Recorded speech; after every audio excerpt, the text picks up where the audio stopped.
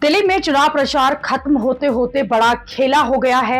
आम आदमी पार्टी के जितने बड़े स्टार प्रचारक हैं वो सभी अपनी अपनी सीट पर ही उलझ कर रह गए हैं। ये भी कहा जा रहा है कि केजरीवाल की नई दिल्ली सीट पर भी जो मुकाबला है वो बहुत कड़ा है। केजरीवाल के बारे में कहा जा रहा है कि नई दिल्ली सीट पर वो बीजेपी पर बढ़त पर तो हैं, लेकिन ये बढ़त जो है वो धीरे धीरे कम होती जा रही है। लोगों का अनुमान है कि केजरीवाल की नई दिल्ली सीट पर कांग्रेस के संदीप दीक्षित के प्रदर्शन पर सबकी नजर है। अगर संदीप दीक्षित को ठीक ठाक वोट मिल जाते हैं तो फिर केजरीवाल का बड़ा नुकसान तय है।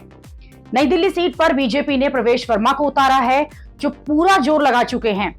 नई दिल्ली सीट को लेकर केजरीवाल की परेशानी इस बात से भी समझी जा सकती है कि केजरीवाल लगातार चुनाव आयोग को लिख रहे हैं कि उनके कार्यकर्ताओं को बीजेपी के लोग धमका रहे हैं और चुनाव आयोग का इस पर एक्शन लेना चाहिए। केजरीवाल बीजेपी पर चुनाव में पैसे बांटने का आरोप भी लगा रहे हैं। वोटिंग से पहले अरविंद केजरीवाल ने यह भी आरोप लगा दिया कि बीजेपी झुग्गी वासियों को 3,000 रुपए देकर फर्जी वोट डालने के लिए उंगली पर स्याही लगा रही है।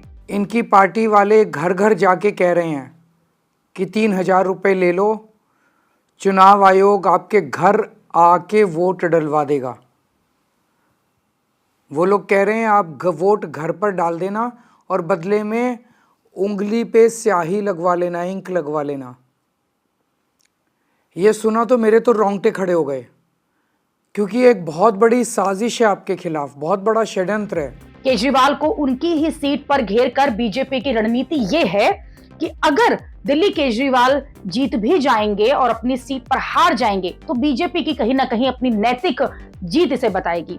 इसलिए बीजेपी ने पूरा जोर नई दिल्ली सीट पर लगा दिया है। लेकिन केजरीवाल के साथ साथ बीजेपी ने आम आदमी पार्टी के स्टार प्रचारकों को भी उनकी ही सीट पर उलझा दिया है। कालकाजी से सीएम आतिशी के खिलाफ रमेश बिधूड़ी बीजेपी के कैंडिडेट हैं।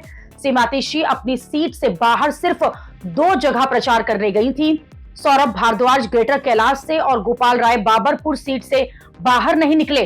तो वहीं मनीष सिसोदिया के लिए जंगपुरा की सीट नहीं है, वो अपने क्षेत्र से बाहर नहीं निकले।